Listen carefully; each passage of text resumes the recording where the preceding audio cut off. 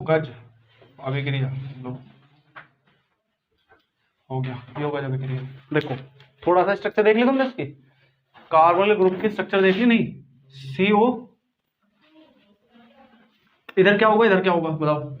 अगर एल्डिहाइड होगा तो एक तरफ H होगा एक तरफ R होगा, और अगर कीटोन होगा तो एक तरफ R होगा तो दूसरी तरफ भी R हो सकता है एक R डैश हो। ये पॉसिबल है कि एक R दूसरा हो, एक दूसरा हो, R डैश हो, बट है दोनों एल्किल ग्रुप ही। ये तो है कीटोन और ये है, जानते तो सारे होंगे, ये तो एल्डिहाइड हो गया और ये कीटोन है।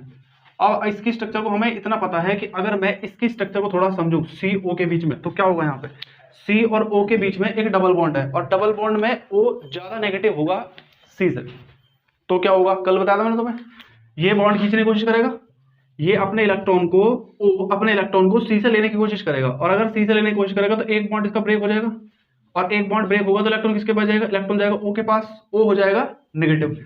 और कैसे इसमें होगा, ये C से अपने इलेक्ट्रॉन को विड्रॉ करने की कोशिश करेगा, क्योंकि हम जानते हैं कि FON तीनों के तीनों ही बहुत ज्यादा इलेक्ट्रोनेगेटिव है टेबल में। कौन सा ज्यादा है बताओ? F, फिर O है और फिर N है, तो इसमें से एक है ये O, तो इसलिए बहुत ज्यादा नेगेटिव होगा, इसमें से खींचेगा। कल स्ट्रक्चर बना लिया हमने वैसे।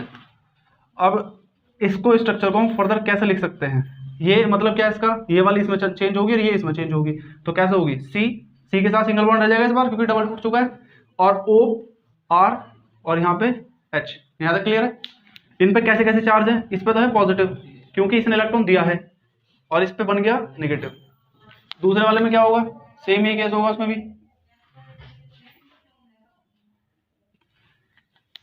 ये हो जाएगा C सिंगल बॉन्ड O, इधर R डैश और इधर R, इसमें भी ये प्लस हो जाएगा और ये माइनस। क्लियर है तक? अब हम क्या चाहते हैं इसमें, न्यूक्लियोफिलिक एडिशन रिएक्शन। अभी एडिशन छोड़ दो, तुम ये सोच लो न्यूक्लियोफिलिक रिएक्शन है, क्या करते थे इस अभिक्रिया में हम, नाभिक स्नेही प्रतिस्थापन अभिक्रिया में क्या करते हैं, किसी एक नाभिक स्नेही को जोड़ते हैं। अब नाभिक स्नेही का मतलब क्या है, ये बताओ, नाभिक स्नेही पॉजिटिव होते होंगे या नेगेटिव? नाभिक मतलब पॉजिटिव और उसको स्नेह करने वाला खुद नेगेटिव होगा, यानी कि इसमें आके हमें अटैच करना है किसी न्यूक्लियोफाइल को। न्यूक्लियोफाइल खुद कैसे होते हैं, नेगेटिव होते हैं। अब नेगेटिव को अगर मैं इसमें अटैच करना चाहूं तो वो कहां पर अटैच होगा और किस तरह उसकी रिएक्शंस होगी, ये हमें देखना है। नाभिक स्नेही प्रतिस्थापन अभिक्रियाओं में नाभिक स्नेही आके अटैक करेगा। अब अटैक करेगा तो करेगा कहां पे, ये मुझे समझा सकता है कोई सा कि न्यूक्लियोफाइल कहां अटैक करेगा, कहां, इनमें से कहां, C पे कि O पे? पहली बात तो ये कि ये कैसा बिहेव करेगा, ये न्यूक्लियोफाइल को अट्रैक्ट करेगा कि इलेक्ट्रोफाइल को अट्रैक्ट करेगा? तुम्हें इनमें से क्या लगता है कि ये न्यूक्लियोफाइल को अट्रैक्ट करता होगा, इलेक्ट्रोफाइल को अट्रैक्ट करता होगा, दोनों को करता होगा? तो हम ये कह सकते हैं कि जो हमारा कार्बोनिल ग्रुप है वो दोनों है, न्यूक्लियोफाइल को भी अट्रैक्ट करता है, इलेक्ट्रोफाइल को भी अट्रैक्ट करेगा। बताओ, सोचा करो थोड़ा सा, कौन नेगेटिव है? ओ नेगेटिव है? तुम्हें क्या लगता है, ओ नेगेटिव है? चलो ये बताओ, इसमें कौन न्यूक्लियोफाइल है, इसमें न्यूक्लियोफाइल कौन है? ओ है न्यूक्लियोफाइल। क्यों? क्योंकि ओ नेगेटिव है और नेगेटिव न्यूक्लियोफाइल को अट्रैक्ट करेगा अपनी तरफ। न्यूक्लियोफाइल का मतलब है खुद कैसा है वो, न्यूक्लियोफाइल खुद कैसा है, न्यूक्लियोफाइल नेगेटिव है खुद। जो न्यूक्लियोफाइल हम किसी को अटैक करवाते हैं, इनमें से कौन न्यूक्लियोफाइल की तरह बिहेव करेगा? ओ, पता है ना, NU के ऊपर नेगेटिव नहीं लिखते हैं न्यूक्लियोफाइल के लिए, तो ये नेगेटिव है और ये न्यूक्लियोफाइल की तरह बिहेव करेगा यहाँ पे। अब अगर मैं इसकी रिएक्शन को आगे करवाता हूँ किसी के साथ, तो उसको हम इसमें पढ़ेंगे कि न्यूक्लियोफिलिक एडिशन कैसे होता है, यानी कि ये न्यूक्लियोफाइल की तरह बिहेव कैसा करेगा, और न्यूक्लियोफाइल की तरह बिहेव करेगा तो किसी को ऐड कैसा करेगा। सुना तुम्हें? न्यूक्लियोफिलिक एडिशन का मतलब है इसमें से कौन न्यूक्लियोफाइल है, इनमें से कौन न्यूक्लियोफाइल है, ये की है, ये तो इलेक्ट्रोफाइल है, ये न्यूक्लियोफाइल है। अब अगर ये न्यूक्लियोफाइल है तो ये अपने साथ किसी को जोड़ेगा, तो वो कैसे जोड़ेगा, कैसे ऐड करेगा, ये हमें पढ़ना है इस रिएक्शन में। क्लियर है? बताओ क्यों? तुम ये सोच के बताओ, क्या ये कंप्लीट है अपने आप में? कार्बन की वैलेंसी तो 4 होती है, यहाँ पे 3 है, तो क्या ये किसी को रिप्लेस कर सकता है? जैसे हमने वहां पढ़ा था न्यूक्लियोफिलिक सब्स्टिट्यूशन, यानी कि नाभिक स्नेही प्रतिस्थापन, एक जगह से हटाया दूसरा लगा दिया, तो यहाँ से हटेगा कौन? ये तो खुद ही पूरा नहीं है, तो क्या तुम हटा सकते हो यहाँ से कुछ? इसका मतलब क्या करना पड़ेगा, तुम्हें लाके लगाना ही पड़ेगा, तुम्हें अटैच ही करना पड़ेगा, तो एडिशन होगा यहाँ पे, सब्स्टिट्यूशन नहीं होगा। सुन गया? यानी किसी को आप हटा के नहीं लगा सकते, आप नए से लगाओगे नए सिरे से, उठा के। अब यहाँ पे ये वाला प्रोडक्ट है जो भी तुम्हें दिख रहा है, इसको अगर मैं आगे रिएक्शन करूंगा इसकी, तो समझ में आ जाएगा कि ये कैसे आगे चलता है। अब सोच के बताओ, अगर हम इस पे इस टाइम पे कोई एक H प्लस का अटैक करवा दें, H प्लस का मतलब एसिड, H प्लस एसिड होते हैं, H2SO4 लिख सकते हो, H लिख सकते हो, HNO3 लिख सकते हो। H प्लस को ऐड करा दे इसमें, तो ये SN2 रिएक्शन की तरह होगा। SN2 तो पढ़ रखी है तुमने, SN2 का मतलब क्या होता है, न्यूक्लियोफिलिक सब्स्टिट्यूशन रिएक्शन। तो उस तरह से रिएक्शन होगी। अब ये नहीं कह रहा मैं SN2 रिएक्शन है ये, इसके जैसी मैकेनिज्म होगी इसकी। तो SN2 रिएक्शन जब इसमें अटैच होगा H, तो कैसे अटैच होगा मुझे बताओ, बताओ कैसे अटैच होगा ये। अरे ये H कहाँ जाएगा, सोच नहीं सकते इस बात को तुम। अगर मैं इसमें H को अटैच करना चाहूँ तो ये कहाँ अटैच होगा, ये तो साफ साफ दिख रहा है कि H को इलेक्ट्रॉन चाहिए और O के पास इलेक्ट्रॉन है, तो क्या करेगा ये, O के पास लोन पेयर नहीं पता तुम्हें कितने लोन पेयर है O के पास, देखो O के पास 6 इलेक्ट्रॉन होते हैं, तो अभी दो तो लोन पेयर होंगे और दोनों बॉन्ड बना लिए। यहाँ पे क्या होगा, यहाँ पे क्या होगा, दो तो लोन पेयर इसके पास ऑलरेडी खुद के थे, एक इसने बॉन्ड तोड़ लिया तो एक लोन पेयर उसका भी आ गया होगा, तो इसके पास तो इलेक्ट्रॉन इलेक्ट्रॉन है। और ये इलेक्ट्रॉन कौन लेगा, H, तो H इस पर अटैक करेगा या H पे ये अटैक करेगा, जो तुम्हें लिखना है। H इस पर आ जाएगा तो क्या बन जाएगा, O के साथ H। अब ये बताओ, एक तो लोन पेयर इसको H में बॉन्ड बनाने में खर्च हो गया, दो लोन पेयर इसके पास बचे हैं, और बॉन्ड किसके साथ है नीचे, C के साथ, और ये क्या हो गया R, और ये क्या मिल गया हमें H, और ये क्या है, ये है पॉजिटिव। अरे बात समझ में, ये क्या बन गया, कार्बोकैटायन।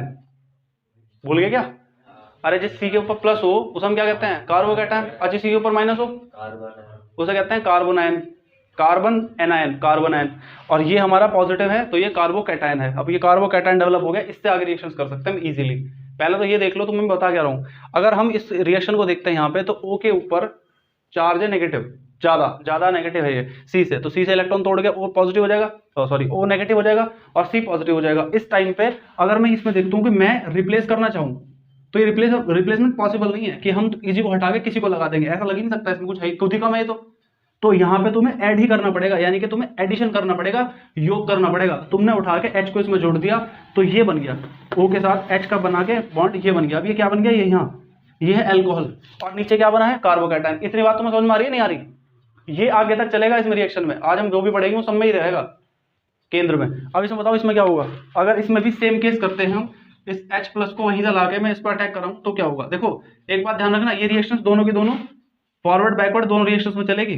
क्यों, क्योंकि बहुत स्ट्रॉन्ग बॉन्ड नहीं है इसका कि O के साथ बहुत अच्छा, अगर O को लगा किसी और के साथ बॉन्ड बनाना मेरे लिए बेटर है तो वो H के साथ बॉन्ड तोड़ देगा, ध्यान रखना इसका, क्योंकि एसिड का H है ये। और एसिड का H तुम्हें इतना भी याद होगा कि एसिड के जो H होते हैं, यानी कि जो एसिड होते हैं, उनको हम प्रेजेंट करते हैं, ना कि उनके साथ ट्रीट करवाते रिएक्शन में। याद है इतनी बात, उन रिएक्शंस को हम तेज करने के लिए, बॉन्ड तोड़ने के लिए H को यूज कर लेते हैं, तो वो लास्ट में निकल जाता है जो ऐड लिया होगा हमने। तो यहाँ ये इसके साथ रिएक्शन करके बना दे तो ये क्या बनाएगा, ये बनाएगा O के साथ H और नीचे C R और एक तरफ R डैश, और ये जो C है ये कैसा है, पॉजिटिव, ये भी कार्बोकैटायन देगा, तो ये भी कार्बोकैटायन है, लिख देता हूं मैं कार्बोकैटायन, और ये भी कार्बोकैटायन।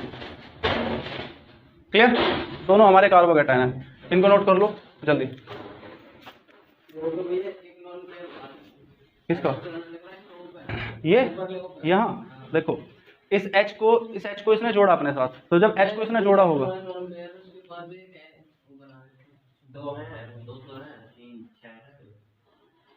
समझ नहीं आया यहाँ पे, यहाँ क्यों बना रखा ज्यादा, इसलिए बता रहा हूँ। ये इसने पहले से तोड़ दिया बॉन्ड, इसने अपना बॉन्ड तोड़ दिया इसके साथ C के, तो जब बॉन्ड तोड़ेगा दो इलेक्ट्रॉन निकलेंगे, वो बताऊँ कैसे। जैसे C के पास एक इलेक्ट्रॉन था तो वो यहाँ था, देखो यहाँ, और जो O का इलेक्ट्रॉन था वो यहाँ था, अभी इसके पास 4 तो है। जब ये बॉन्ड को ब्रेक करेगा तो दोनों ये O ले लेगा, तो जब ये दोनों O ही ले लेगा तो इस पर 2 इलेक्ट्रॉन एक्स्ट्रा दिखेंगे, 3D स्ट्रक्चर, क्या लिख दिया ये, 3D स्ट्रक्चर। देखो C O के साथ बॉन्ड बनाए हुए हैं डबल, यहाँ पे कौन है R और यहाँ पे कौन है H। अब तुम यहाँ से अपने हिसाब से लगा सकते हो, जो तुम्हें लगाना है, R लगाओ H लगाओ, फर्क नहीं पड़ता उससे, कुछ भी लगा सकते हो। चलो मैं दोनों हटा देता हूँ, कुछ भी हो सकता है, तो कार्बन ग्रुप है ना, तो कुछ भी लिख सकते हो तुम यहाँ। इनका अगर बॉन्ड देखा जाए कि इनका बॉन्ड फिलहाल कैसा है, तो देखो यहाँ ये C कैसा है, C का हाइब्रिडाइजेशन कितना है, C का संकरण sp2 संकरित है, ये sp2 हाइब्रिडाइज्ड है, sp2 हाइब्रिडाइज्ड। हाइब्रिडाइजेशन मतलब बता रखा तुम्हें क्या होता है, डिफरेंट एनर्जी के अगर ऑर्बिटल को आपस में मिला दें उनकी एनर्जी को रिडिस्ट्रीब्यूट करके, तो सबके पास इक्वल इक्वल एनर्जी पहुंच जाएगी, और इसी को क्या बोलते हैं हम? हाइब्रिडाइजेशन। समझ नहीं आया? डिफरेंट डिफरेंट ऑर्बिटल्स हैं तुम्हारे पास, एक बड़ा लड्डू एक छोटा लड्डू, तोड़ो, तोड़ के बिल्कुल एक बना दो सारे का, और फिर उसमें से आधा आधा कर दो, तो ये क्या हो जाएगा? हाइब्रिडाइजेशन। तो हमारा sp2 हाइब्रिडाइज है अभी फिलहाल ये कार्बन, अगर इसका हाइब्रिडाइजेशन sp2 है तो आगे जाके क्या हुआ इसके हाइब्रिडाइजेशन के साथ? देखो ये जब चेंज हुआ तो किसमें चेंज हुआ? इसको फिर से ये लगाना पड़ेगा हमें, ऐसे ऐसे। तो C के साथ सिंगल बॉन्ड, ये पॉजिटिव ये नेगेटिव, और इधर इधर, ऐसे तो बनाइए। अब बताओ अब इसका हाइब्रिडाइजेशन कैसा है? क्या ये अब भी sp2 है? अब तो ये कुछ और है। और इनकी जो स्ट्रक्चर को अगर मैं तुम्हें सही तरीके से बनाऊं तो ऐसा होती है कि एक तो होता है तल में, देखो C यहाँ है, C यहाँ है, C के साथ ऐसे O है, समझना यहाँ पे C है और C के साथ यहाँ पे O है, क्लियर? एक ही तल में एक C के साथ जो O है उस C के साथ एक तो R जुड़ा हुआ है एक H जुड़ा हुआ है, तो एक R तो ऊपर है एक H नीचे है, या फिर ये मान लो एक R नीचे है H ऊपर है। तल में कौन है? CO, और तल से ऊपर तल से नीचे कौन है? H और R, या तो दोनों R होंगे या H होंगे। अब यहाँ ये जो एक है कार्बन इसमें, तो एक को तो हम बनाते हैं ऐसे और एक को बनाते हैं ऐसे। ये कहाँ है? ये है तल से बाहर और ये है तल के अंदर, ध्यान रखना, एक तल से बाहर है एक तल के अंदर है। यहाँ पे अगर मैं इसकी बात करूं तो ये कैसा है? ये तो है तल में और तल से बाहर है ये, और तल के अंदर है ये, या तल के अंदर तल के बाहर, कोई सा भी किसी को मान लो, तल के अंदर ये है तल के बाहर ये है। बात समझ में आई या नहीं आई? आ गई? अब ये जो हमारी स्ट्रक्चर है, ये स्ट्रक्चर है, इस स्ट्रक्चर में एक चीज चेंज होगी, और वो चेंज क्या हुआ कि इनका जो ये कार्बन है, अब ये कार्बन हो गया sp3 कार्बन, क्योंकि इसका सिंगल बॉन्ड हो गया इसके साथ। और इसका जो एंगल है, अगर वो एग्जाम में एंगल पूछ ले तुमसे तो 109.5 डिग्री एंगल होता है, जबकि होना कितना चाहिए? 120, लेकिन 120 नहीं है। अभी तो समझा तो मैं, 3D स्ट्रक्चर है ये, तो 120 तो तब होगा ना जब सारे तल में होंगे और अलग अलग बांट दोगे सबको, लेकिन ये 3D स्ट्रक्चर है इसलिए इनका 109.5 डिग्री एंगल होता है। इस बात को ध्यान रखना थोड़ा सा जी। न्यूक्लियोफिलिक एडिशन रिएक्शन में एक तो है C,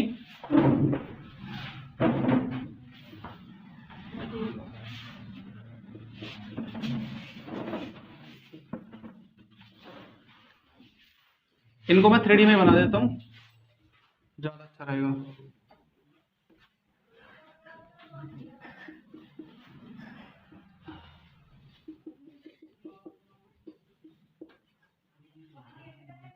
एक ऊपर एक नीचे, समझिए अपना। अभी ये बताओ इसमें रिएक्शंस अच्छे से होंगे या इसमें रिएक्शंस अच्छे से होंगे? मतलब नाभिक स्नेही योगज अभिक्रियाएं इसमें ज्यादा अच्छे तरीके से होंगी कि इसमें ज्यादा अच्छे तरीके से होंगी? विद रीजन, जल्दी बताइए। इसमें होंगी इसमें होंगी? नहीं पता। ये जो R है ये एक बड़ा ग्रुप है, तो इसकी जो हिंड्रेंस होगी, स्टेरिक हिंड्रेंस होगी, यानी कि इलेक्ट्रॉन मेघ प्रतिकर्षण होगा, वो बड़ा होगा, और H का छोटा सा होगा। इसका R का बड़ा सा होगा, इसका भी R का बड़ा सा होगा, दोनों ही R है। तो अब ये बताओ अगर कोई अटैच होना चाहेगा तो वो कैसे अटैच हो सकता है?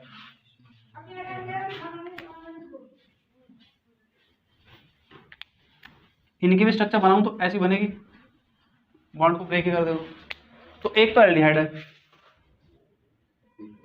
एक कीटोन है, किसमें ज्यादा तेज अभिक्रिया हो सकती है बताइए? एल्डिहाइड में। क्यों? तो एल्डिहाइड की स्टेरिक हिंड्रेंस कम होने के कारण इनकी रिएक्शंस जो नाभिक स्नेही योगज अभिक्रिया हैं इनसे जल्दी हो जाती हैं, इनसे तेज हो जाती हैं। बात समझ में आई? एग्जाम में अगर क्वेश्चन बनता है तो लिख दोगे रीजन के साथ कि ये जल्दी होंगी कि ये जल्दी होंगी, ये जल्दी होंगी। लिखो, नोट करो इसको, इस सारे वाले को नोट करो, फिर मैं इसके नीचे एक लाइन लिखवा दूं तुम्हें, या मैं लाइन लिख रहा हूं, लिख लेना। क्या लिखेंगे? एल्डिहाइड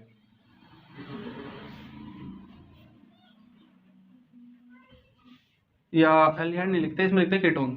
एक सेकंड मैं लिख दूं, कीटोन की तुलना में एल्डिहाइड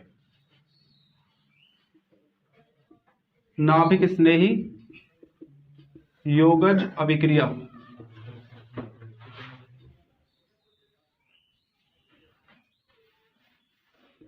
को तीव्र गति से संपादित करते हैं, परफॉर्म करते हैं,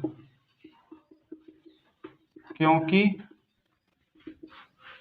कीटोन में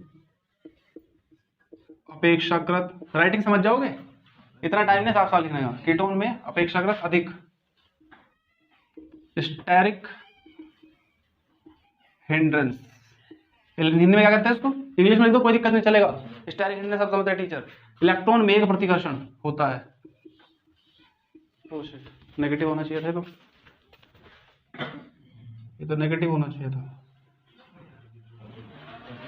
देखो अगर मैं तुमने ये कहूं कि हम एक्चुअल में कर क्या रहे हैं तो वो समझ लो एक बार।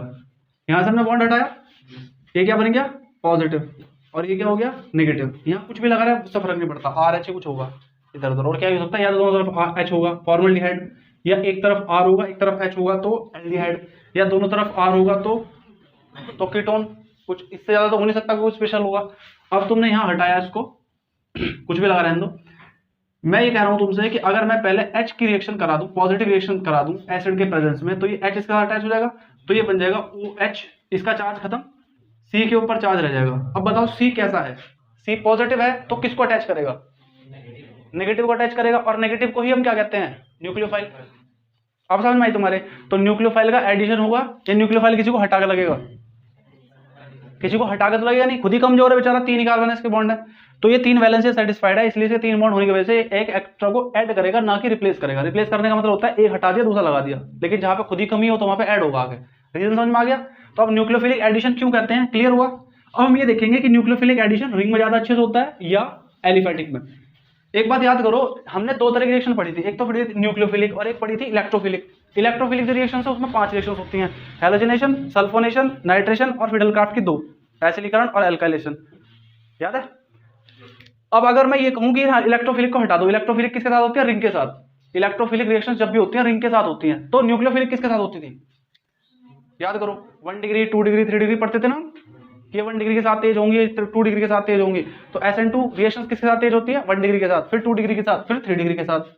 तो सबसे तेज होंगी या फास्टर रिएक्शंस होंगी SN1 जो होंगी 3 डिग्री के साथ होंगी, फिर 2 डिग्री के और फिर 1 डिग्री के। और SN2 पहले सबसे तेज किसके साथ होंगी, 1 डिग्री के, फिर 2 डिग्री के, फिर 3 डिग्री के। यही पढ़ा था ना। तो डिग्री डिग्री सब एलिफैटिक में तो थे, एलिफैटिक का मतलब ओपन चेन स्ट्रक्चर।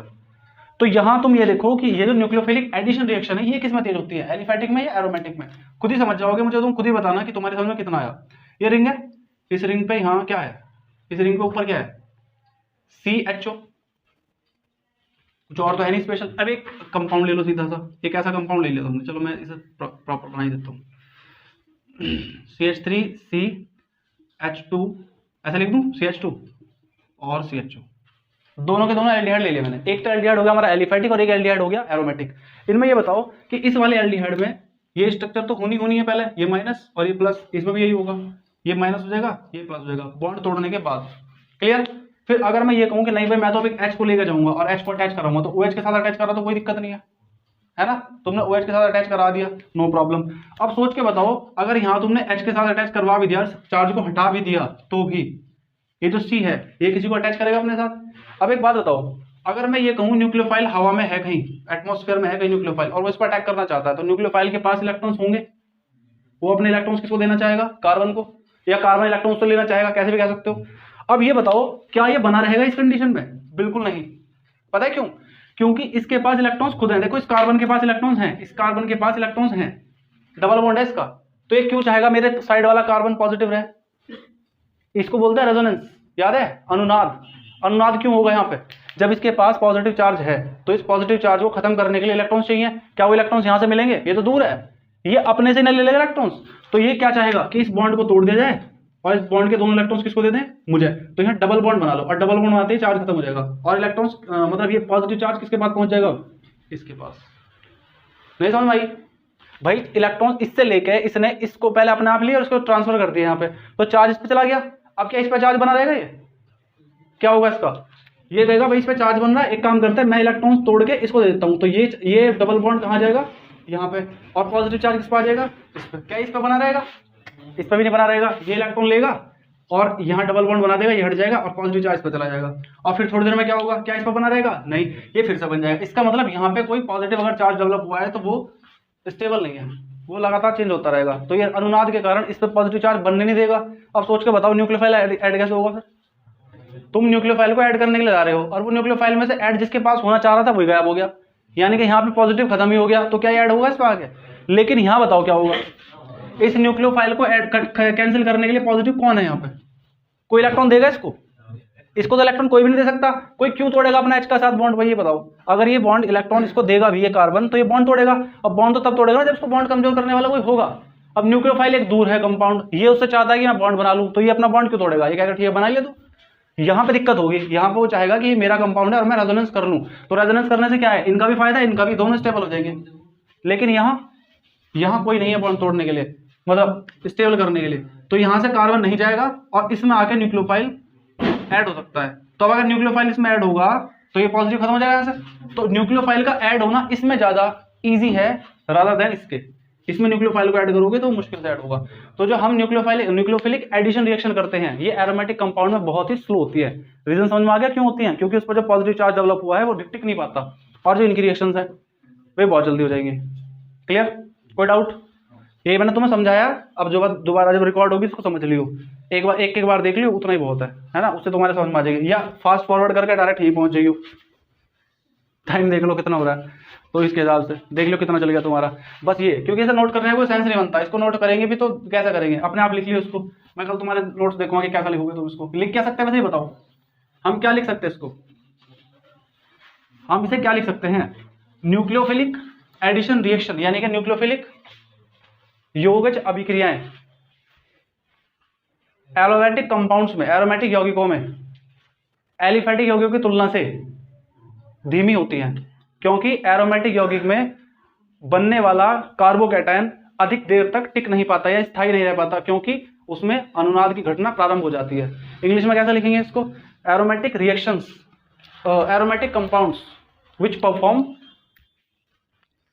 या इसको मैं दूसरे तरीके से ऐसा लिख सकते हैं, nucleophilic addition reactions are very slow in aromatic compounds than in aliphatic compounds, because in aromatic compounds there is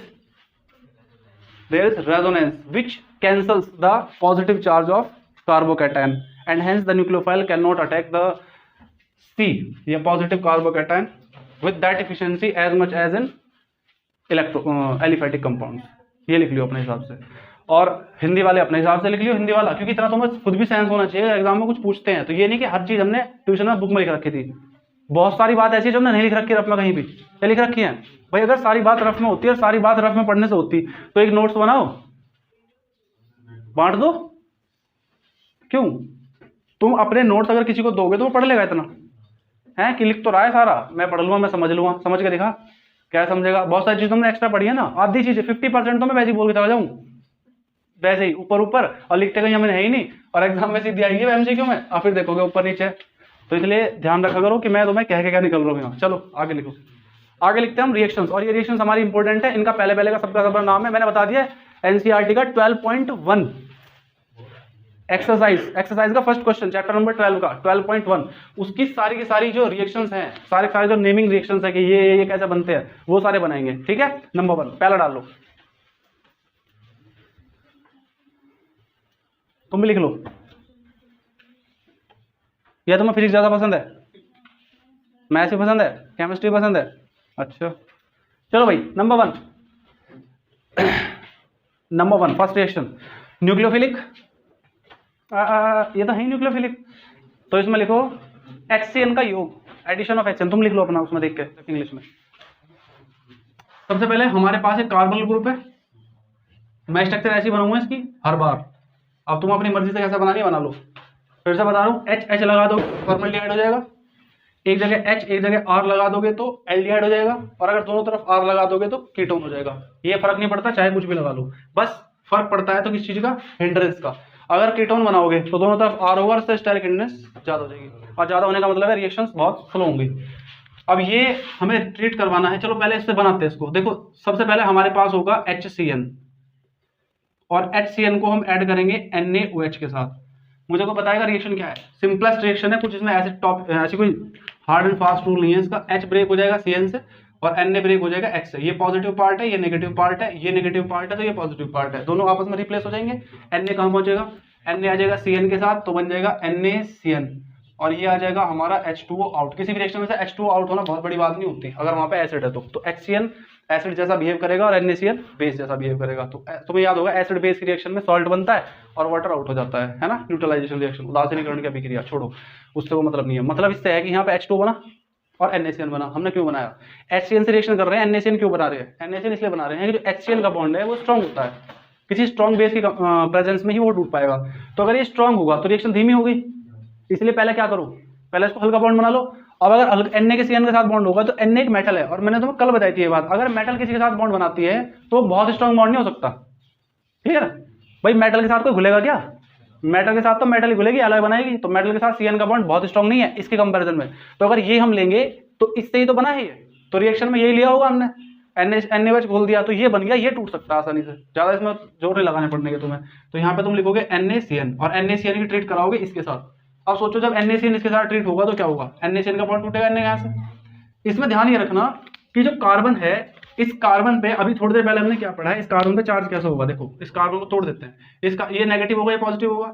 इस कार्बन का जो ये वाला पोर्शन है ये किसको अटैक करेगा, सोच के सोचो, देख के सोचो, ये पॉजिटिव है ये नेगेटिव है, Na इसको अटैक कर देगा भाई, Na तो यहाँ अटैच हो जाएगा, Na यहाँ अटैच होगा, CN कहाँ अटैच होगा, CN यहाँ अटैच होगा, तो यहाँ पे CN पहुंच जाएगा।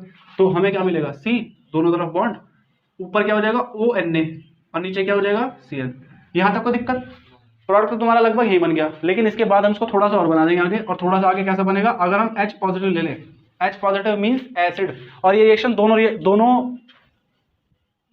दोनों डायरेक्शन में चल सकती है। तो मैं चाहूं तो इसको ऐसे भी लगा सकता हूँ बॉन्ड को, ध्यान रखना। बट एक चीज समझने के लिए कि हम इसको इस तरह समझ लेंगे, ये बना सकते हैं। और ध्यान रखना ये एक्सचेंज होता है प्योर होता है, और ये रिएक्शन स्लो होती है, ये भी रिएक्शन स्लो होती है, ये ज्यादा तेज नहीं होती। और जो कंपैरेटिवली ये रिएक्शन है ये फास्ट है। क्यों? जब तुम इस बॉन्ड को ब्रेक करोगे, इस पे अटैच करोगे, दो दो ग्रुप लगाओगे तो इसमें टाइम लगता है, और जब तुम इसके साथ इसको अटैच करोगे तो यहाँ पे कोई टाइम नहीं लगता, क्योंकि Na का बॉन्ड जो है H के साथ बहुत स्पीड के साथ रिप्लेसमेंट रिएक्शन है ये एडिशन रिएक्शन है, ये रिप्लेसमेंट रिएक्शन है। एडिशन रिएक्शन में कुछ हटा के कुछ लगाना होता है, टाइम लगता है, और रिप्लेसमेंट में एक हटाओ दूसरा वहां पे तैयार है। तो ये रिएक्शन थोड़ी सी फास्ट होती है, रिएक्शन थोड़ी सी स्लो होती है, ये रिएक्शन भी थोड़ी स्लो होती है क्योंकि इसमें भी हट के लगा रखे हैं, रिप्लेसमेंट कर रखा है। तो यहाँ ONa है और H पॉजिटिव इसके साथ अटैच होगा तो क्या बनेगा, बताओ जल्दी बताओ। C बॉन्ड ऊपर O के साथ ही Na है तो ब्रेक हटेगा, बॉन्ड हटेगा। अगर ये बॉन्ड हट जाएगा यहाँ से तो Na हटा दो, अभी तो बताया मैंने मेटल का बॉन्ड बहुत स्ट्रॉन्ग नहीं है तो इसको हटा दो, इसीलिए हमने लिया। अगर सोचो अगर मैं इसी ले लेता डायरेक्ट तो क्या होता, अगर हम डायरेक्ट यहाँ पे HCl ले लेता तो OH जुड़ जाता है यहाँ पर आके, तो बड़ी आसान रिएक्शन हो जाती, बट जुड़ता तो नहीं, वो बॉन्ड तो ब्रेक नहीं होता उसको अच्छे से। अभी हो जाएगा। अब हम इसको लास्ट में H+ ऐड कर देंगे, इसमें क्या बन जाएगा OH और नीचे क्या हो जाएगा CN। किसी को डाउट है? यहाँ पे क्या लगा सकते हो, इट्स योर चॉइस, तुम्हारी चॉइस है, तुम क्या लगाना चाहते हो, तुम R लगाना चाहते हो कि तुम H लगाना चाहते हो, दैट डिपेंड्स ऑन यू, जो तुम्हें लगाना लगा सकते हो। और ये जो प्रोडक्ट बना है ये लास्ट वाला, ये होता है साइनोहाइड्रिन। साइनोहाइड्रिन उसी में, आवाज ना करो, साइनोहाइड्रिन उसी में एक कंपाउंड है जो मैंने तुम्हें बताया 12.1 का क्वेश्चन का एक पार्ट कि साइनोहाइड्रिन क्या है। तो साइनोहाइड्रिन किसे कहते हैं, साइनोहाइड्रिन किसे कहते हैं, साइनोहाइड्रिन इसे कहते हैं, ये जो भी है। क्लियर है? नोट करो। अगला टॉपिक लिखो, जो जिन्हें करना है वो करते रहो। रिएक्शन विद NaHSO3, ये होता है sodium hydrogen sulphite. Sodium hydrogen sulphite लिख लो हिंदी में, सोडियम हाइड्रोजन सल्फाइट से क्रिया NaHSO3 से रिएक्शन करेंगे।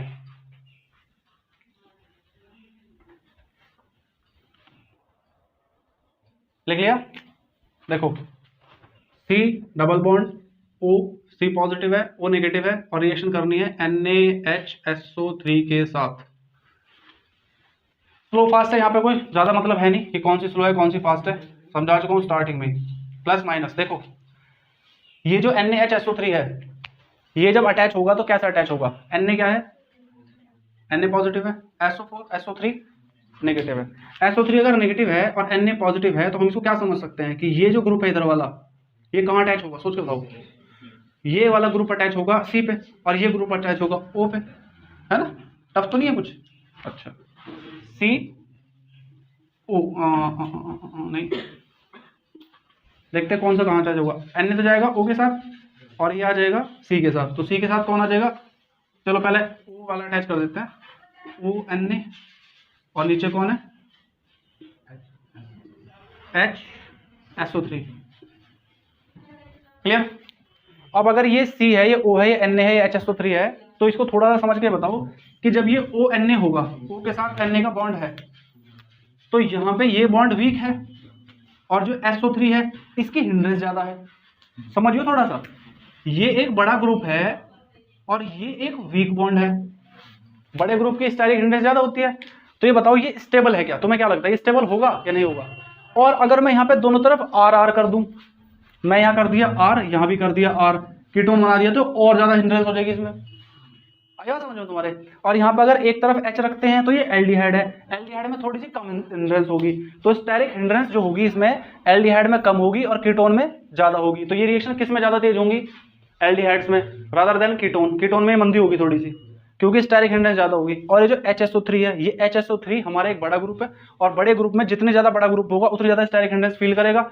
ONA का बॉन्ड वीक है, इसलिए ये सोचेगा कि मैं थोड़ा सा स्टेबल हो जाऊं। तो इसको स्टेबल करने के लिए हमें कुछ एक्स्ट्रा लाने की जरूरत नहीं है, ये स्टेबल प्रोटॉन के ट्रांसफर से हो जाएगा, यानी कि इसके अंदर प्रोटॉन ट्रांसफर हो जाएगा खुद ही। अब तक तुम क्या करते थे, यहाँ पे H प्लस ऐड करते थे तब ONA हटता था, इस बार जरूरत नहीं है। क्यों, क्योंकि यहाँ पे ऑलरेडी H है। देखो इसको, ये जो H है ये एक्चुअल में कैसा जुड़ा हुआ है, ये जुड़ा हुआ है SO3HS। तो ये जो H है ये अपने आप को अगर यहाँ सब्स्टिट्यूट कर ले और Na यहाँ आ जाए, रिप्लेसमेंट हो जाए, इनका आपस में एक्सचेंज हो जाएंगे, तो क्या हो जाएगा, क्या बनेगा, सोच के देखो। C ऊपर क्या हो जाएगा OH और नीचे क्या हो जाएगा SO3Na। ये बॉन्ड चाहे वीक है चाहे वो स्ट्रॉन्ग है, से ज्यादा फर्क नहीं पड़ता, फर्क पड़ता है ऊपर वाले से। तो ये यहाँ जो OH बनाया ये ज्यादा स्टेबल महसूस करेगा अपने आप को इससे। तो यहाँ पे तुम्हें H अलग से ऐड करने की आवश्यकता नहीं है। बात समझ में आई, ये ऑटोमेटिकली अपने प्रोटॉन को ट्रांसफर कर लेगा। इस बात को ध्यान रखना, तुम अलग से H ऐड करोगे तो वो गलत माना जाएगा। तुम यहाँ भी इसको कर सकते हो, बहुत बड़ी डील तो नहीं है, कर सकते हैं, लेकिन अगर तुम ऐसे H ऐड करते हो तो तुम्हें खुद सोचना चाहिए इतनी बात कि क्या इसमें पहले से कोई H है जो हमारे H का काम कर देगा। तुम एक्स्ट्रा एसिड क्यों डालेंगे, एसिड वैसे ही महंगे होते हैं, किसी रिएक्शन में यूज करना भी थोड़ा मुश्किल है। तो यहाँ से H ट्रांसफर हो जाएगा, ये प्रोडक्ट बन जाएगा। इस प्रोडक्ट को स्पेशल नाम है नहीं, तुम बस इतना ही याद रख सकते हो कि ये प्रोडक्ट बनेगा। एग्जाम में अगर कुछ आता है कि ऐसी रिएक्शन पूरा करो, ये करो, वो करो, तो वहाँ पे ऐसा कर सकते हो पूरा, नहीं तो छोड़ भी सकते हो, है ना। नंबर तुम्हें नहीं चाहिए तो एक नंबर में रिएक्शन आ सकती है। कुछ हो सकता है बीच में से हटा लेंगे कि भाई इसके साथ ये रिएक्शन करेगा तो क्या होगा। इसका नाम याद रखना, सोडियम हाइड्रोजन सल्फाइड के साथ रिएक्शन होगी तो क्या होगा।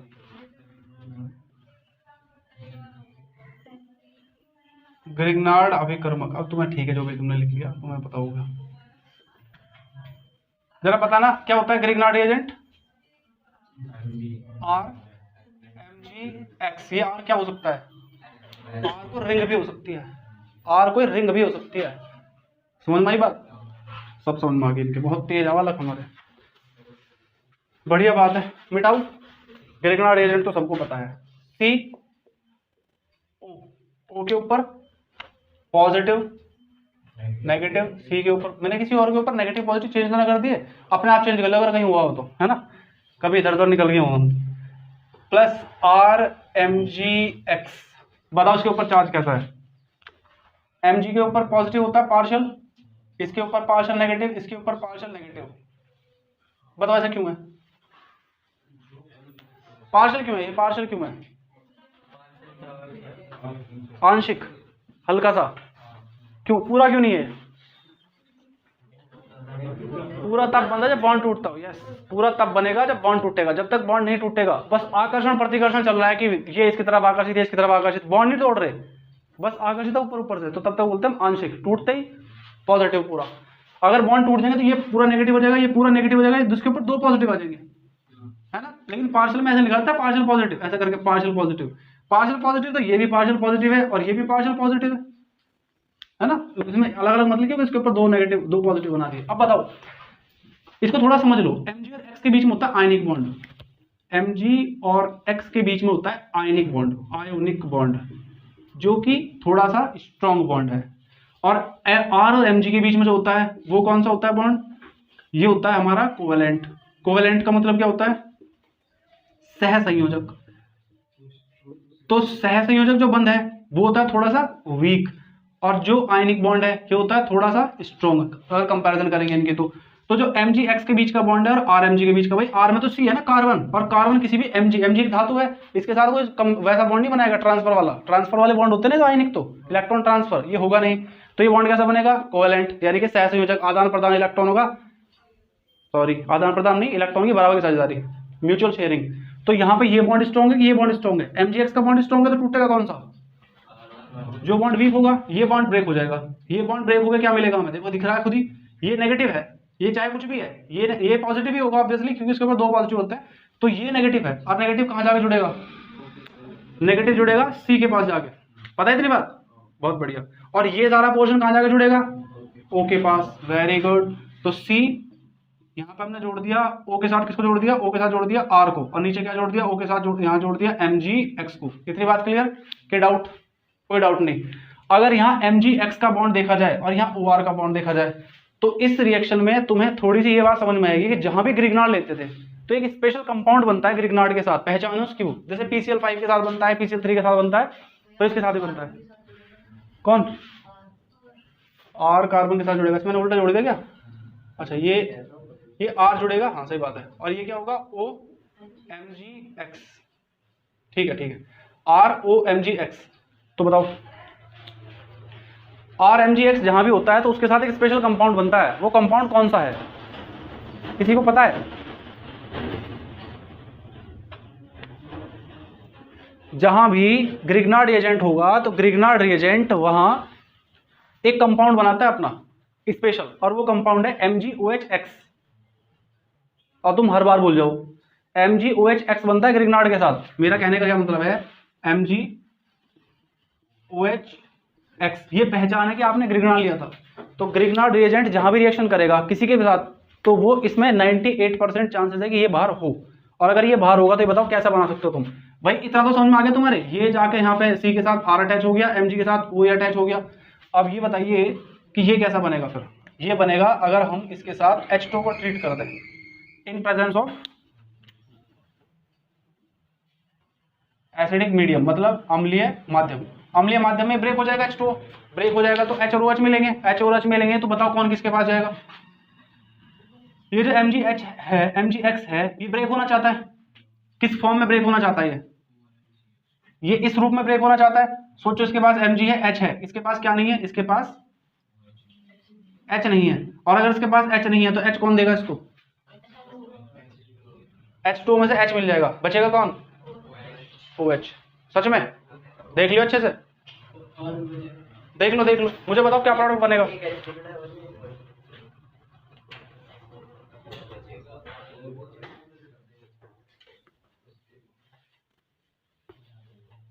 प्रोडक्ट क्या बनना चाहिए?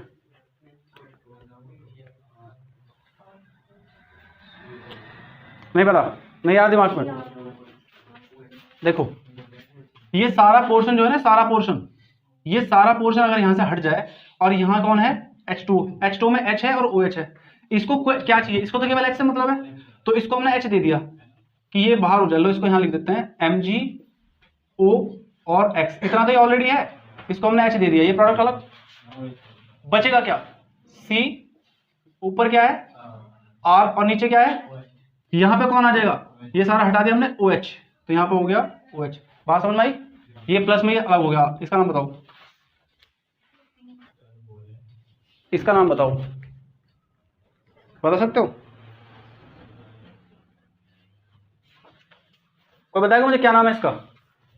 अभी कंफर्म नहीं कह सकते ना, नाम इसका भी कंफर्म नहीं कह सकते। एक काम करते हैं, यहां प्रोडक्ट लेंगे और यहां देखेंगे कि क्या बनेगा।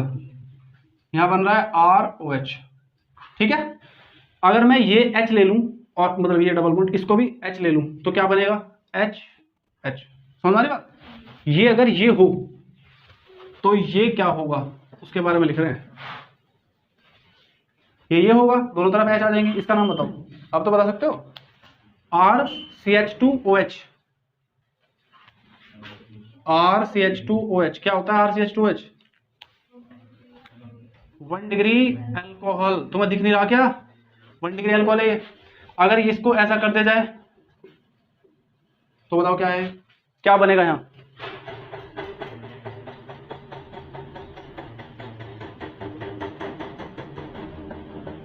इसको डैश कर देते हैं, बताओ